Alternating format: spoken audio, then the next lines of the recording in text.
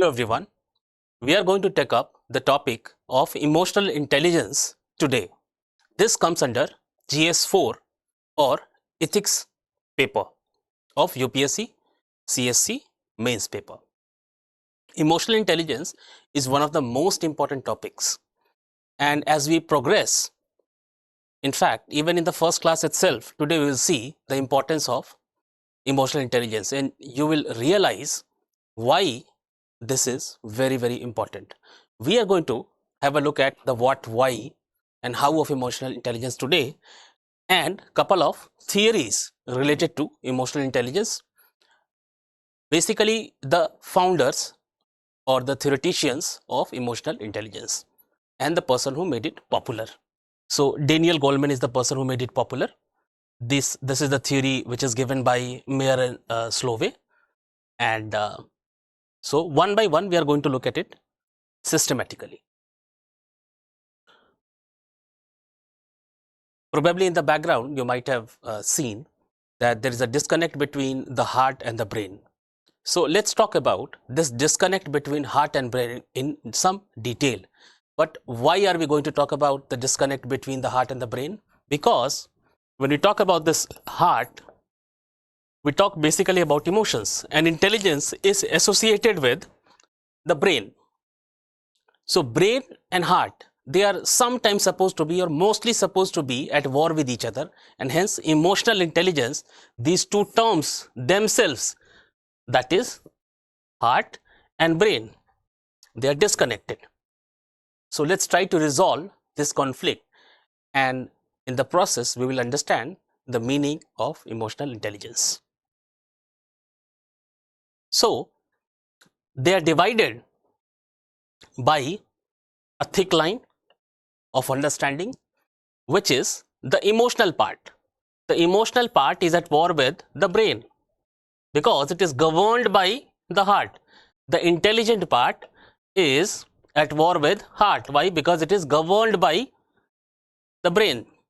This is the general understanding of emotion and intelligence. Let's go further deeper into this and try to understand the meaning of emotional intelligence.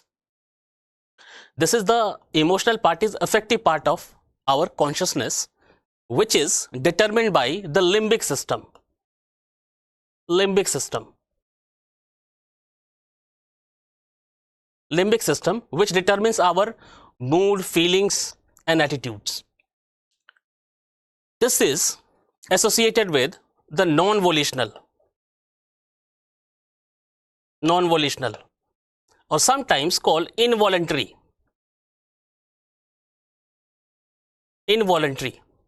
So when our body gets heated, our heart gets pumped up because of anger. For example, we are in angry state of mind, so it is supposed that we do not have any control over our heartbeat or the rising of the body temperature. We do not have any control over this, which is governed by the limbic system. This is the traditional understanding or the common perception.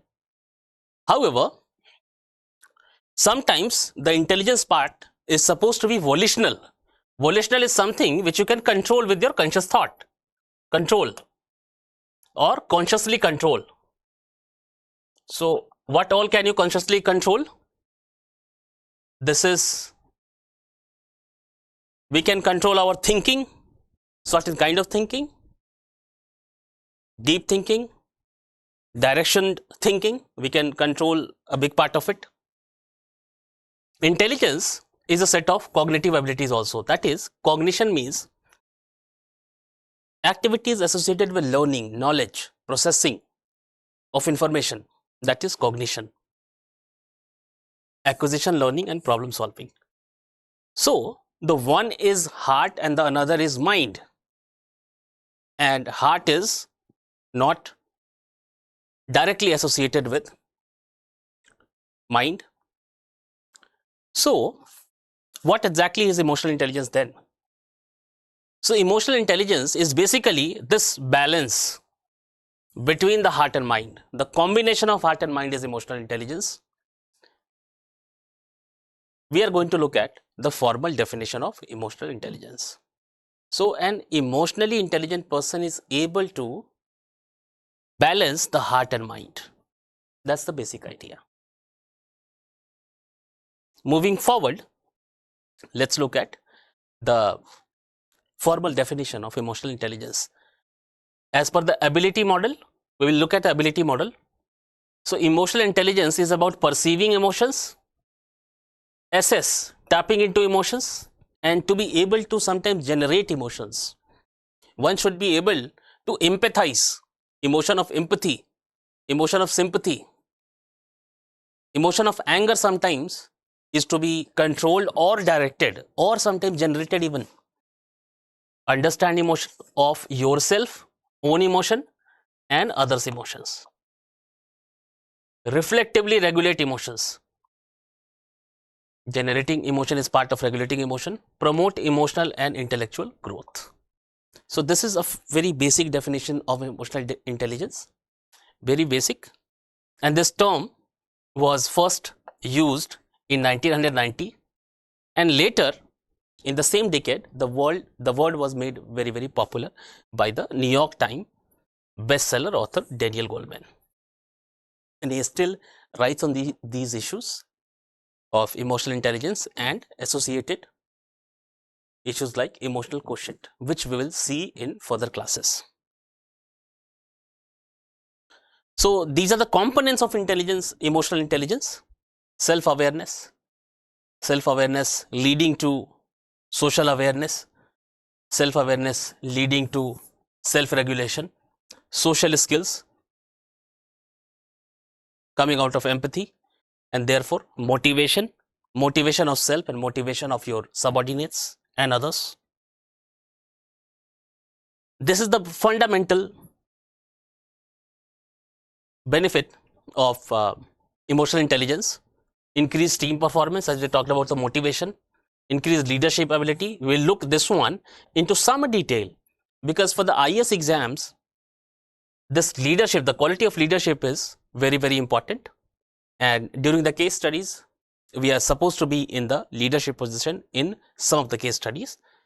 So increased leadership ability, decreased occupational stress, reduce staff turnover, increase personal well-being. So professionally and personally and socially, emotional intelligence is very, very important. Self-awareness leading to self-management, social awareness leading to relationship management. Example: emotional self-awareness leading to emotional self-control. If you are aware of your own pet peeves, or for example, you easily get angry, so if you are aware of this, it is likely that you are able to control this. You cannot control this if you do not know this, if you are not aware of this. And you have to adapt your emotions as per the requirement. You cannot keep on getting angry or dejected successively over a period of time. So these are the qualities: positive outlook. Social awareness, example is empathy, and empathy leading to influence, coach and mentorship, empathy leading to conflict management. Organizational awareness is part of social awareness. If you are aware of the problems of the team mates, their motivations, their stressors, then you are better able to organize the team and lead the team. That is inspirational leadership. So the same thing has been described in this different format, which is personal competence and social competence. Personal competence and social competence. Recognition is self-awareness, regulation is self-management. So at a personal level, if you know yourself, you are confident. Awareness of your own emotional state, recognizing how your behavior impacts others. So we have talked about this one. This is just the presentation of the same thing in a chart format, in a table format. This is a very fundamental topic: the difference between leader and manager. The fundamental difference between leader and a manager is emotional intelligence. Emotional intelligence. This is the fundamental difference. Fundamental difference. Emotional intelligence separates a manager from a leader. So manager is low on emotional intelligence and leader is very high on emotional intelligence. Leader is high on emotional intelligence. Manager is generally low in emotional intelligence. So leaders are supposed to be change oriented. They are disruptors, and managers do not believe in disruptions. In fact, managers fail to manage during the periods of disruption. And that is where a leader emerges, or the leadership role is to be assumed by the manager in the changing scenario. This is the basic idea. Have followers, have subordinates. This is about hierarchy. Hierarchy. He has a vision, leader has a vision, and that vision is turned into objectives by the manager. He sets the direction, he plans the details. So mostly over a period of time, when the manager grows up, it turns into a leader, or managers are given some leadership positions, and that requires development of emotional intelligence. Energy, passionate, much in control. This passion is transferred to those who follow. So passionate leaders are the people who are able to transfer their passion to their followers. Style is transformational, transactional. This is a long-term change. This is transactional, is a single point of contact or a single transaction. Risk averse. Manager is risk averse and leader is not risk averse. He takes risk. He breaks the rules and sometimes sets the rules. Leader is not so much interested in the rules. He breaks the rules and sometimes sets the rules. Manager mostly sets the rules. He uses conflict to his own advantage and comes out brighter, shinier during conflict periods. And direction is taking new roads. Existing roads are taken by the managers. So here we see that the uncharted territory, the uncharted pathways are to be taken by the leader. This is creative. Leadership aspect is creative, and these qualities calls for emotional intelligence. So the Daniel Goleman framework on emotional intelligence is very, very popular. In fact, the most popular framework on emotional intelligence, which has 5 elements. 5 elements. 5 elements. He made the term emotional intelligence very popular. So the first one is self-awareness, self-recognizing a feeling, overwhelmed, and be at mercy. When you are able to recognize your feeling, for example, you are underdriven, you are not driven, you have clouds of pessimism, or you are dejected or angry. If you are aware of these emotions, if you are aware of your anger, then it is unlikely that you are overwhelmed by your anger. If you are aware, then you can take action and you can make sure that you are not at the mercy of your emotions. That is self-awareness. You can marshal the emotions to your own advantage. You want to focus on certain things, but you're not able to focus. But an emotionally intelligent person is able to focus and delay gratification so that what needs to be focused is being focused upon and not what is very attractive. So that is about delaying gratification. An emotionally intelligent person is able to delay gratification, and that is about self-regulation. Internal motivation to achieve, commitment to one's goals, initiatives, readiness to act, optimism, and resilience. So an emotionally intelligent person is resilient, is able to motivate himself or herself and act. Empathy, see, get into somebody else's shoes, to feel what somebody else is feeling. That's empathy. And sometimes an emotionally intelligent person, in fact, can empathize with the anger of others, that you have been in the same situation maybe earlier, and you can depersonalize from the negative emotions of other people when you are emotionally intelligent. I've given the example here that you may be able to empathize with your boss when he is angry at you because you are emotionally intelligent, and you may encounter a situation where you are appreciating the fact that your boss is angry, but not angry because you have done something, but angry because he got a challan or he got fined for over speeding because he was getting late for work. So these kind of situations can help you empathize better in problematic situations. So social skills, we have talked about this one. Manage emotions of others, mostly subordinates and followers, and enroll others in your vision. You want to do something, you want to get a task done, you want to set certain goal, and you can enroll your subordinates in your vision. An emotionally intelligent person is able to perform these tasks. The earlier model, the Mayer and Salovey model, which we talked about, is defining EI, emotional intelligence, as ability to ability to perceive, use, understand, and manage. Perceive emotions in oneself and others accurately. Use emotions to facilitate thinking and other cognitive act.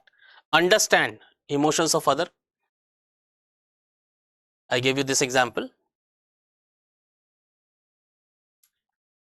Manage emotions so as to attain a specific goals. That is, you are able, an emotionally intelligent person is able to enroll other people in their own vision and get the task done. So why is emotional intelligence important for civil servants? When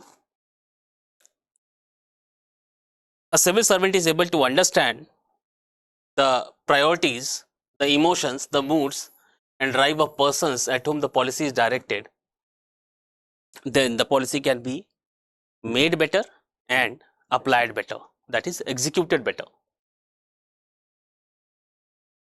Motivate his or her subordinates towards a particular goal. Stress management during, especially during disaster or during riots. An emotionally intelligent person is more likely to try new things, out of the box thinking, out of the box thinking, out of the box thinking, leading to out of the box problems. Sorry, solutions. Out of the box solutions. Out of the box thinking leading to out of the box solutions. That is innovative solutions.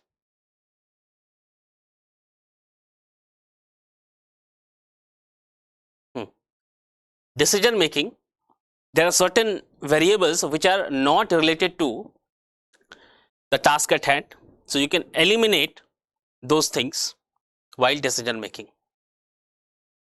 Of course, better communication. So we'll talk about better communications in the next class, that how emotional intelligence leads to better communication.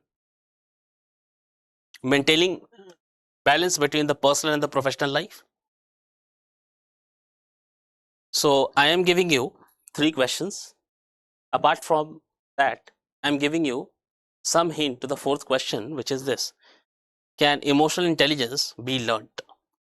We have already talked about this one, that the emotional part of the brain is governed by the limbic system, and the intelligent part of the brain is governed by the prefrontal cortex. Prefrontal cortex or limbic system here, prefrontal cortex here. So to denote it, emotional part of the brain is governed by the heart. It's not exactly heart, it's the limbic system, but in the common parlance we call it heart, and intelligence is brain. So the combination of heart and brain. So what is the meaning of combination of heart and brain? The meaning is you have to make consistent efforts you have to apply your brains also. So making efforts consistently over a period of time and through application of intelligence, that is enrolling your limbic system and your prefrontal cortex, that is your primitive brain and your modern brain, that is your emotional part of your nature and your thinking part of your nature. Those have to come together during practice, and over a period of time you can be emotionally intelligent. In common parlance, emotional intelligence is attained with age. We generally call it maturity.